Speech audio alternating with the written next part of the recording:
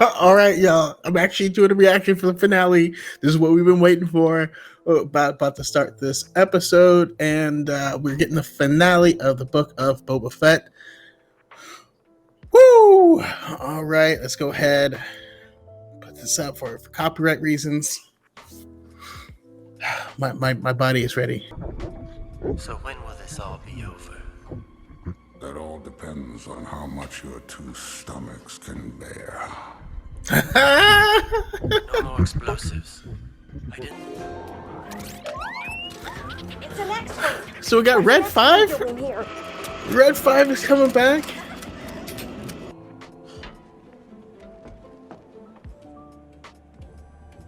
Okay, that's the cutest thing I've ever seen. Grogu? Whoa, that's a terrible name. Sorry about that, pal. Why am I calling you that? What do you have here? Call him Baby Yoda. Something shiny. He looks so good.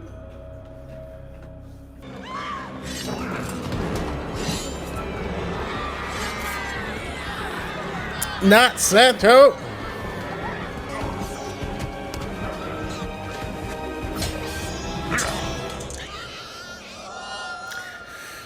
Woo! You know they did.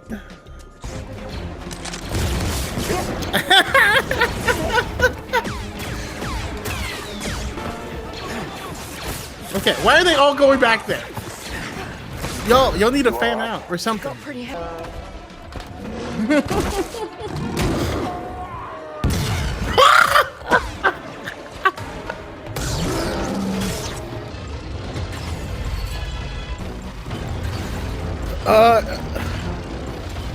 Where are those droidekas?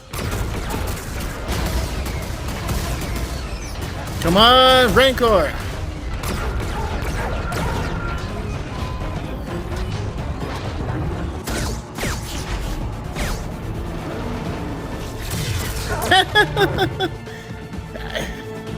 Don't do the twirl.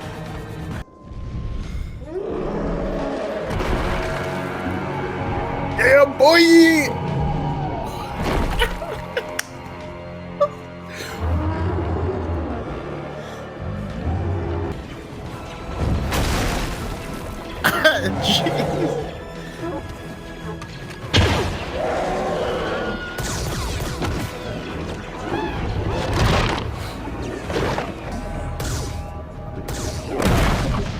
Jeez.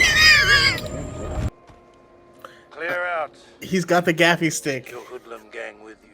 He has his gaffy stick. I've known you a long time, Boba. It's walking animation. So that was my live reaction to the Book of Boba Fett finale. These are my thoughts on that episode, as well as kind of, the Book of Boba Fett overall. I had a blast with that last episode. It really, encapsulated everything. It gave all the stuff that the series promised at the beginning, and then some. It also, I had some misgivings about, bringing Mando, and then all the stuff with Grogu, and is this going to tie in? How's this going to tie in? Yada, yada, yada. They tied it in pretty well. In fact, watching this as a whole, and that's a problem with trying to critique something episode by episode, watching it as a whole, there actually wasn't a whole ton of extra fat on this show. So I thought that was really interesting, but man, there was so much cool stuff. I mean, seeing Boba Fett and Din fighting side by side, that was just really cool. I don't know what it is about knee rockets. Maybe it's because I play Captain Falcon sometimes in Super Smash Brothers, but knee rockets are dope. There was one scene where there's a guy on a roof and they shoot him off, and they shoot the guy 13 times on his way down. I don't know why, but it made me so happy. Chrysanthemum, I can't tell how he's doing. Health-wise, he seems like he's always dying and then better and then dying and then better, and he gets overrun, but he still makes it back. And when he tosses that Trandoshan up and then shoots him in the chest, that was that was so cool. There were some weird tactics though. I'm not gonna lie. So they all fall back to behind that tank, but all of them do. There's 30 people back there. Like, y'all gotta fan out. You need to take better. Like, that's the kill zone, Tony. Like, the hell. But the droids that they brought in was cool. They brought in the shields. I was almost expecting we were gonna get like a Audron arc for the Clone Wars, because he was like, oh, our kinetic weapons are too fast. I thought they were gonna roll on something slow. Sadly, they didn't. I did love that the Darksaber was not an instant win condition on those. They brought in something better that was kinetic. And it was a goddamn Rancor. I was smiling, and because I played Xbox Connect. You get to play as a Rancor on Tatooine and like pick people up and smash them together and then like toss them or just like eat them. And this like fulfilled that fantasy. I don't think that's the right word, but like, oh man, and you just smash that guy like into the ground. I don't know, but we had the final showdown between Boba Fett and Cad Bane, and I know that there is some like misgivings or some people didn't like this conflict. Personally, I loved it. I really enjoyed seeing their final meetup because okay, so we had Cad Bane in. Now personally, I loved that showdown at the end. I saw instantly that he had the gaffy stick, and I roughly knew what was coming. I'm very happy we didn't just get a replay of that unfinished arc, because a lot of us have already seen how that ends up, right? We already know how that ends. It wouldn't be satisfying just to see that same thing again. I don't know. I'm not one of those people that like want to just see the same thing over and over again. You know what I mean? But Cad Bane has specifically said to Hunter in the Bad Batch that he's taken down so many clones over the years that it's not much work. Once you figure out how one of them is, then the rest are easy. And that's why I loved seeing Boba Fett lose this shootout battle. Cad Bane was able to best Boba as he was, but not as he is. Boba had changed, he had developed, he had evolved, and he's become something new. And that's what this whole show was meant to tell us. And I loved that, because Cad Bane has known Boba for a really, really long time. The whole idea, and this is coming directly from Dave Filoni, was that essentially there was always this rivalry over who was the best bounty hunter between Cad Bane and Jango, and that never truly got resolved. Jango was on top.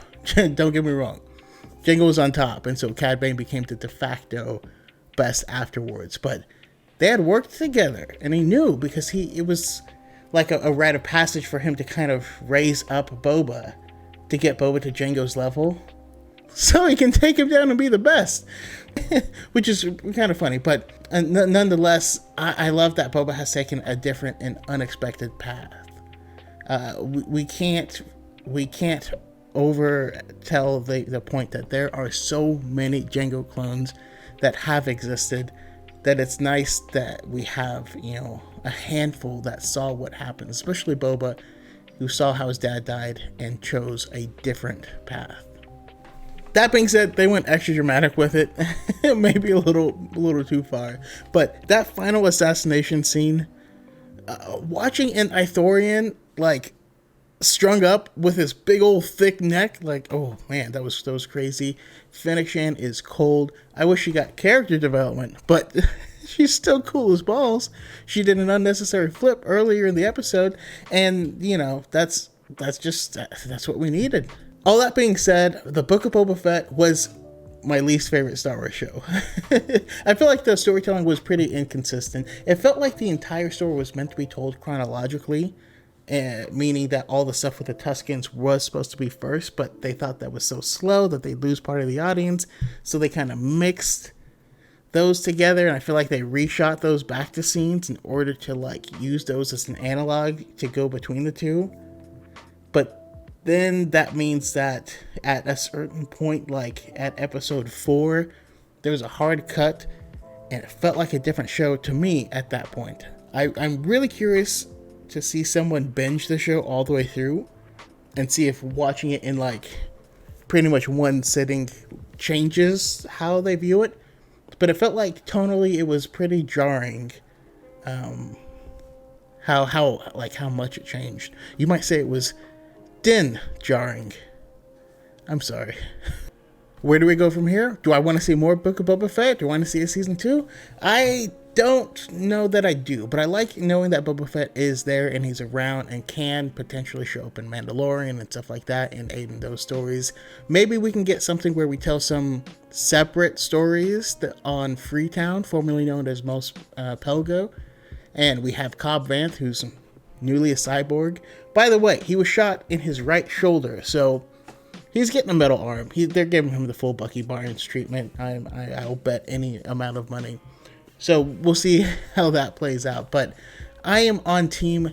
Let's stop going back to Tatooine because, like, it's supposed to be a backwater. Why is everything always happen here and every single person's path always go through this planet? But they seem hell-bent on this being the most important location ever.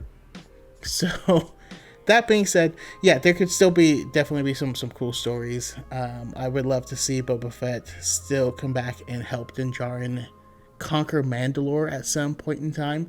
Maybe we'll get some more details onto Boba's back. I mean, because Boba is clear. Come on, guys. He's clearly not a Mandalorian. Like, he doesn't believe in the culture. We've literally never seen him or Jango do anything for Mandalore, talk about other Mandalorians, care about the people, the place, or the culture at any point in time, ever. So maybe we can find out some more about that and see how he helps in Din Djarin's, quest. Also, we gotta see what's going on with Bo-Katan. Like, there's some story happening over there, or some story about when they parted and Din left with the Darksaber. What's happening? I can't wait to see where we go next.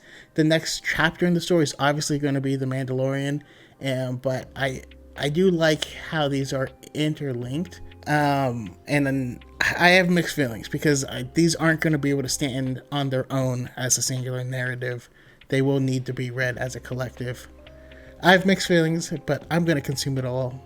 I feel bad for anyone that's new that doesn't know this, but it is what it is. It is what it is. Anyways, those are my thoughts. Let me know what you guys thought in the comments. Like, share, subscribe. We are accepting members. I'm going to do some cool community stuff coming up. So yeah, definitely, let me know if you want to be part of that. But yeah, thank you for joining, and may the force be with you